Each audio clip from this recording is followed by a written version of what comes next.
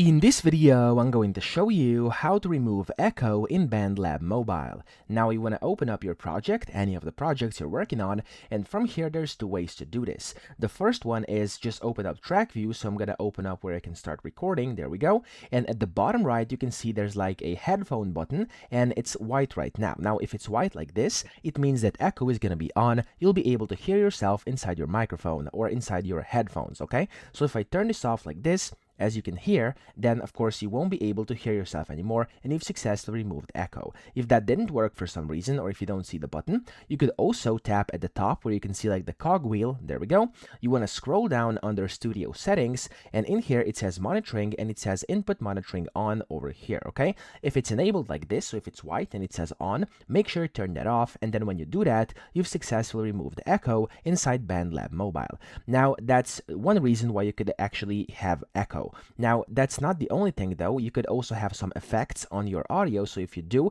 make sure you actually remove those because those may be causing some echo. So if I go inside this view over here, for example, bottom left, there we go. If I had some effects on here, for example, on this blue track, I just basically would have to remove them and then I'd be good to go, okay? So let's say I have some effects. Let me show you how to do this, bottom left, and then here you have a bunch of tracks. For example, this blue one, I tap on the three dots top right, I tap on effects, and let's say I just have some, I don't know, maybe like some reverb on there. So if I just search for a reverb or something like that, reverb like this, then you'll be able to basically see this view over here. So these are now the effects. If you want to remove them, just tap on the trash can button to the top right of the kind of your effect, and when you do that, it's going to get removed, and then here if your echo is gone. So those are all the ways why you may be having echo. I hope this video helped you out. If it did, please subscribe to the channel and help me out as well.